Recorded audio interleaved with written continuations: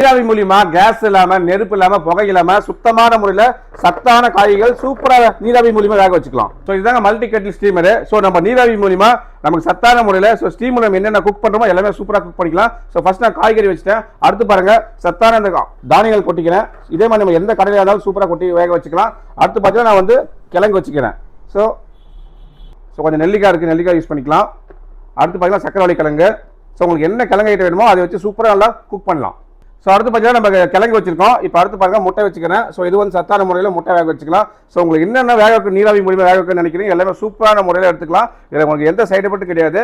So இப்போ எல்லாமே set பண்ணிட்டோம். 3 அடுக்கு எல்லாமே செட் பண்ணிட்டோம். நீங்கள் சிங்கிள் லேயர் வேணா யூஸ் பண்ணிக்கலாம், டபுள் லேயர் வேணா யூஸ் பண்ணிக்கலாம், 3 லேயர் வேணா யூஸ் பண்ணிக்கலாம். ஸோ செட் பண்ணிட்டு 10 மினிட்ஸ் டைம் செட் பண்ணிக்கிறேன். ஒரு 10 மினிட்ஸ் சூப்பரான மேஜிக் இருக்குது பாருங்க. இப்போ மேஜிக்கை பார்க்கலாம் பாருங்க. ஜஸ்ட் பாருங்க எவ்வளோ சூப்பராக முட்டை வந்துருக்கு பாருங்க. கிழங்கு, பயிர் வகைகள், நெல்லிக்காய் ரொம்ப சூப்பராக பாயில் ஆயிருக்கு.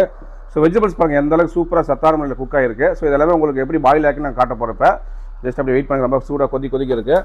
ஸோ நான் சொன்ன மாதிரி வெஜிடபிள்ஸ் தான் போட்டு வந்துருங்களா, நம்ம சூப்பராக இதை கலெக்ட் பண்ணிக்கலாம். ரொம்ப சூப்பராக டேஸ்டியாக இருக்கும். இப்போ பாருங்கள் வெஜிடபிள்ஸ் காமிச்சிருக்கோம். ஸோ வித்தின் 10 மினிட்ஸ் நம்ம என்னென்ன ஸ்டீமில் ரெடி பண்ணுறோமோ சூப்பராக எல்லாமே சூப்பராக குக் பண்ணிக்கலாம். அதே மாதிரி நம்ம என்னென்ன குக் பண்ண நினைக்கலாம் ஒரு டைமர் இருக்குது. ஸோ நீங்கள் டைம் செட் பண்ணிக்கலாம். ஸோ டைமர் முடிஞ்சோன்னா அதுவே ஆட்டோமேட்டிக்காக கட் ஆஃப் ஆகும். இதுக்காக நீங்கள் வெயிட் பண்ண வேண்டிய டைம் சேவ் ஆகும். ஸோ இவ்வளோ சூப்பரான ப்ராடக்ட் உங்களுக்கு நான் கீழே நம்பர் கால் பண்ணுங்கள், வாட்ஸ்அப் பண்ணுங்கள், நம்ம பேஜை ஃபாலோ பண்ணி சப்போர்ட் பண்ணுங்கள்.